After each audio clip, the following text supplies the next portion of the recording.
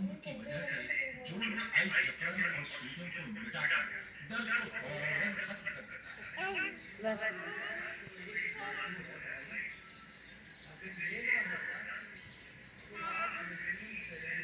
ice cream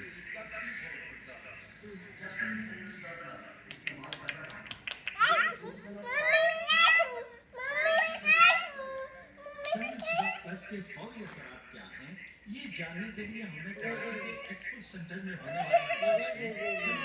plus का stall और treatment centre बनाया, जिसका बुनियादी मकसद ये था कि इस्तेमाल के फौरी बाद लोगों के तासुरात को जाने